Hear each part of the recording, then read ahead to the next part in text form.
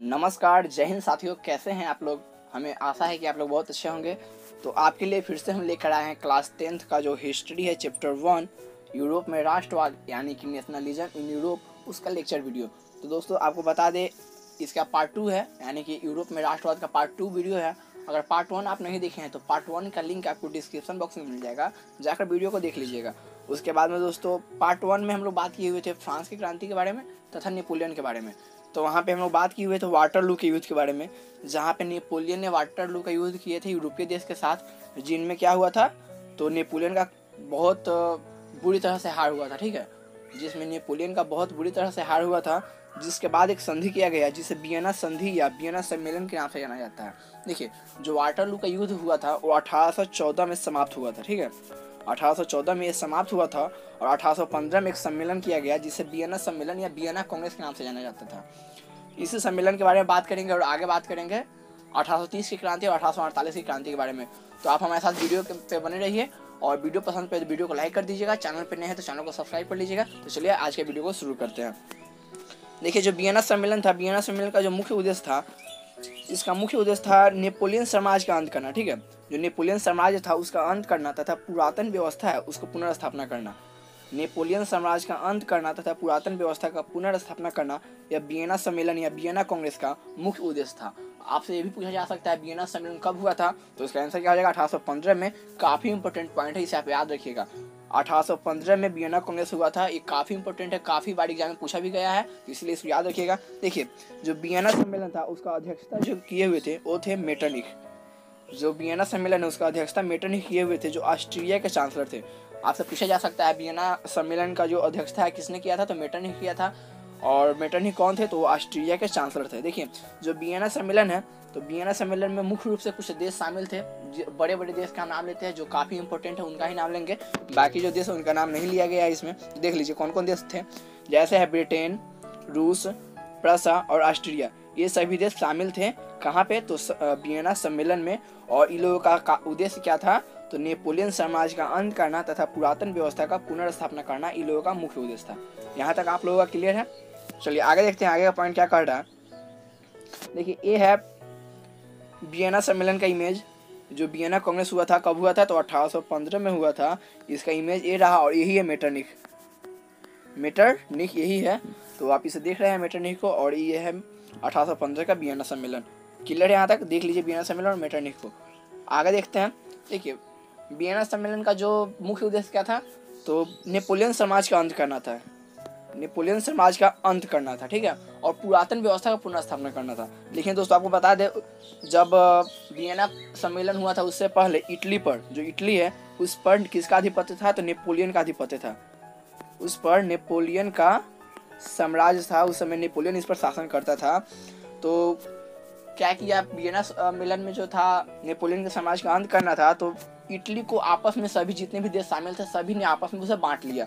देखिए किस प्रकार बांट लिया उसको देख लेते हैं एक बार। देखिए, नेपल्स और सिसिली जो इटली का प्रमुख अंग है उसे बुर्बो वंश के सम्राट फर्डिनेंड को दे दिया गया, और जो रोम तथा आसपास के क्षेत्र है उसे पोप को दे दिया गया, और लोम्बार्डी एवं वेनेसिया को ऑस्ट्रिया खुद रख लिया, और परमा, मोडेना और टस्कनी को हैब्सबर्ग को दे दिया गया, हैब्सबर्ग राजवंश को दे दिया गया।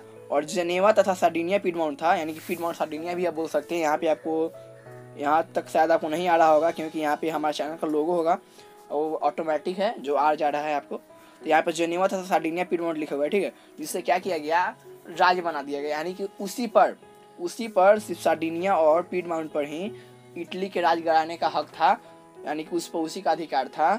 इससे पहले देखिए बतलाते हैं आपको खास बात, इटली था, इटली पर रोमन वंश का साम्राज्य था, ठीक है, रोमन वंश।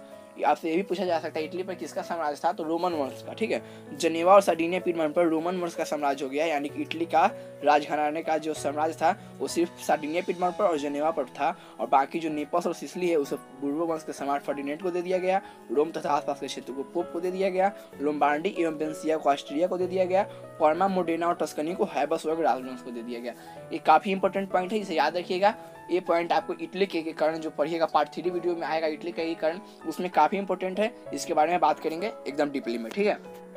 तो अब आगे बात करते हैं, आगे का पॉइंट क्या है। देखिए, उस समय जो था जर्मनी पर भी नेपोलियन का आधिपत्य था। तो वियना कांग्रेस में क्या था कि नेपोलियन को साम्राज्य का अंत करना था। तो उस समय जो जर्मनी था, जर्मनी नेपोलियन के साम्राज्य से पहले 300 हिस्सों में बटा हुआ था। कितने हिस्सों में बटा हुआ था? तो 300 हिस्सों में बटा हुआ था जो जर्मनी था। उसे नेपोलियन ने क्या किया, एक कर 39 बना दिया। ठीक है, 39 हिस्सों में बना दिया, यानी कि उसका एकीकरण कर 39 हिस्सों में बना दिया। तो 39 रियासत पर उस समय नेपोलियन का अधिकार था। लेकिन वियना सम्मेलन जो हुआ उसमें नेपोलियन का क्या करना था, नेपोलियन का साम्राज्य का अंत करना था। तो उसमें ऑस्ट्रिया क्या किया, उस पर अधिकार कर लिया, यानी कि 39 रियासत पर ऑस्ट्रिया का अधिकार हो गया। यहाँ तक आप लोगों का क्लियर होगा। देखिए, जो वियना सम्मेलन था जो 1815 में हुआ था, क्या हुआ था, वियना सम्मेलन हुआ था। इसमें माना जाता है नेपोलियन युग का अंत तथा मेटरनिख युग का आरंभ। आपसे पूछा जा सकता है मेटरनिख युग का आरंभ कब से माना जाता है? तो वियना सम्मेलन यानी कि 1815 से मेटरनिख युग का आरंभ माना जाता है।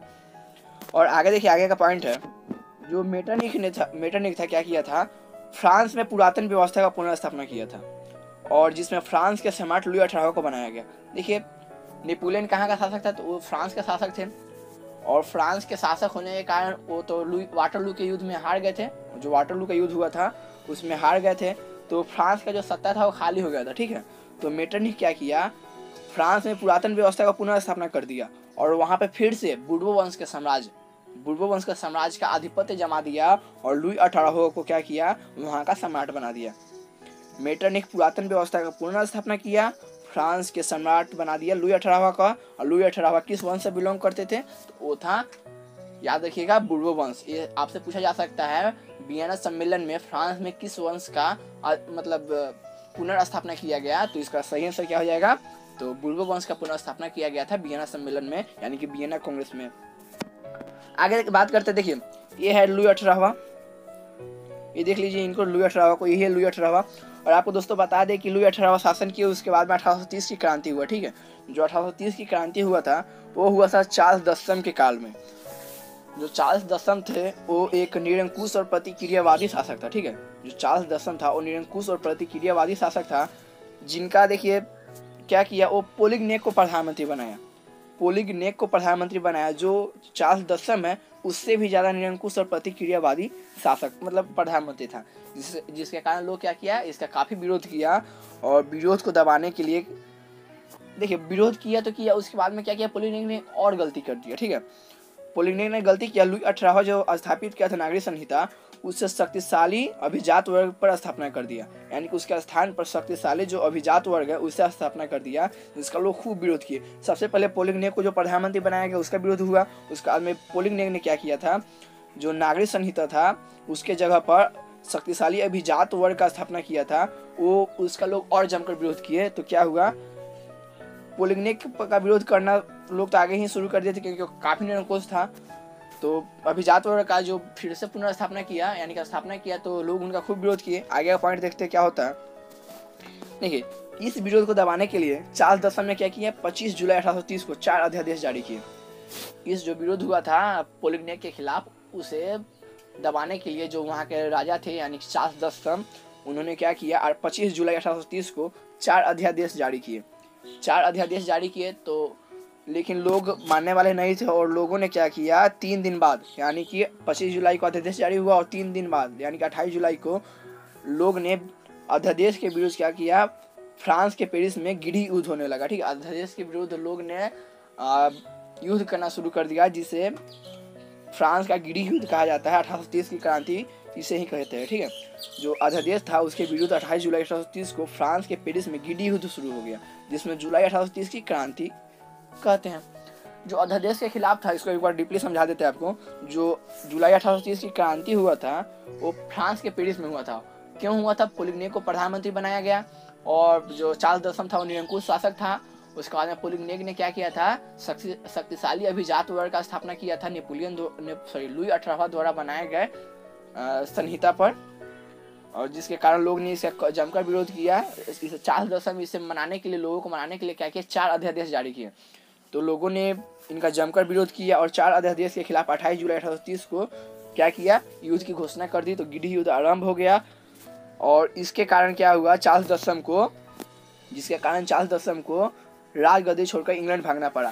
क्यों भाग गए? देखिए, उनको याद था कि लुई 16 के साथ क्या किया गया था। जब जन आक्रोश उत्पन्न होता है तो क्या होता है, उनको मालूम था जिस प्रकार लुई 16 का हुआ था उसी प्रकार इनका भी हसन हो सकता था, इसलिए उन्होंने अपना समझदारी दिखाते हुए इंग्लैंड भाग गए राजगद्दी छोड़ के। तो उस काल में क्या हुआ, जो इंग्लैंड भाग गए तो फ्रांस का सत्ता था पूरी तरह खाली हो गया, ठीक है। तो वहाँ पे एक नए राजवंश का आगमन हुआ, जिसे देखिए उससे पहले तो चार्ल्स दशम का बात करते हैं। चार्ल्स दशम बुर्बोन के शासक थे, ठीक है। तो क्या हुआ, फ्रांस में बुर्बोन का शासन पूरी तरह से समाप्त हो गया। इसके बाद 1830 की क्रांति के बाद फ्रांस में बुर्बोन का शासन पूरी तरह से समाप्त हो गया। और समाप्त होने के बाद में क्या हुआ, गद्दी खाली हो गया था, तो वहाँ पे एक राजा का जरूरत था। तो वहाँ पे एक नए राजवंश का स्थापना हुआ जिससे नाम था आर्लेंस वंश। नए फ्रांस में एक नया शासन वंश आया जिसका नाम रखा गया आर्लेंस वंश, जिनके सम्राट लुई फिलिप थे। जिनके सम्राट कौन थे, लुई फिलिप थे, जिन्हें ही फ्रांस का सम्राट बना दिया गया, ठीक है। तो लुई फिलिप ने शासन किया, लेकिन उन पर भी एक क्रांति हो गया, जिन क्रांति का नाम था 1848 की क्रांति। देखिए लुई फिलिप एक उदारवादी शासक था, ठीक है। लुई फिलिप था एक उदारवादी शासक था, और उन्होंने क्या किया, अपने विरोधियों को खुश करने के लिए, एक उदारवादी शासक था जिसके कारण लोग उनका विरोध करते थे, तो वो अपने विरोधियों को खुश करने के लिए क्या किया था, स्वर्णिम मध्यवर्गीय नीति को अपनाया था, ठीक है। स्वर्णिम मध्यवर्गीय नीति को अपनाया था, लेकिन लोग इनसे मानने वाले नहीं थे, और लुई फिलिप के समक्ष यानी कि लुई फिलिप के खिलाफ विरोध शुरू ही था। और सन 1840, ये काफ़ी इंपॉर्टेंट दिन है, इसको याद रखिएगा, सॉरी साल है सन 1840, जिसमें उन्होंने क्या किया, लुई फिलिप ने गिजो को प्रधानमंत्री बनाया, जो कट्टर प्रतिक्रियावादी शासक था। जो गिजो था वो फ्रांस की सत्ता को पूरी तरह से खींच के रख दिया था, नाम था गिजो, और पूरी तरह से फ्रांस की सत्ता को खींच के रख दिया था, जिनका नाम था गिजो। कट्टर प्रतिक्रियावादी था, ठीक है। इनका जो मानना था, वो कहते थे कि वैधानिक और सामाजिक और आर्थिक काम में सुधार नहीं करना है, ठीक है। वह वैधानिक, सामाजिक और आर्थिक सुधारों का विरोधी था। उनका कहना था कि शासन करो लेकिन कोई सुधार नहीं करो, ठीक है, जिसके कारण लोग उनको काफ़ी विरोध करते थे। और लुई फिलिप के शासनकाल में देश में भूखमरी और बेरोजगारी होने लगी, जिसके कारण जिम्मेवार गिजो को माना गया। क्यों माना गया, देखिए गिजो का मानना क्या था कि न सामाजिक काम और न आर्थिक काम में सुधार किया जाएगा तो क्या होगा, लोग बेरोजगार होंगे तो भूखमरी आएगा, बेरोजगार होंगे तब तो भूखमरी आएगा। तो जिसका जिम्मेवार सरासर कौन होता है, गिजो होता है। इस कारण गिजो को लोग जिम्मेवार समझने लगे और लुई फिलिप पर लोग दबाव बनाने लगे, ठीक है।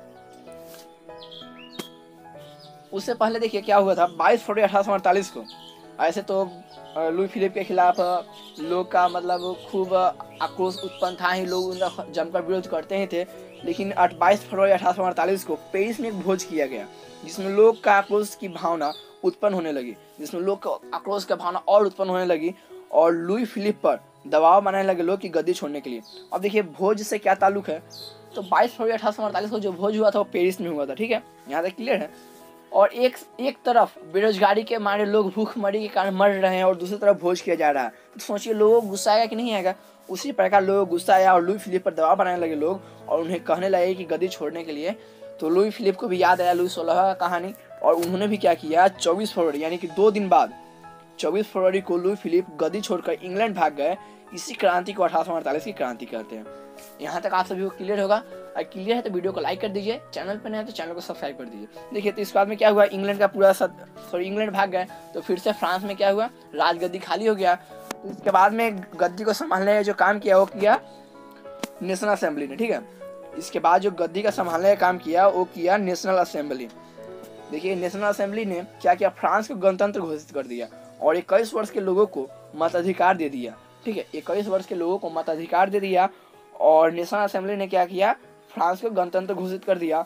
और जब गणतंत्र घोषित किया गया तो चुनाव कराया गया, जिसमें लुई नेपोलियन यानी कि नेपोलियन तृतीय बोल सकते हैं उन्हें, सम्राट बना दिया गया। लुई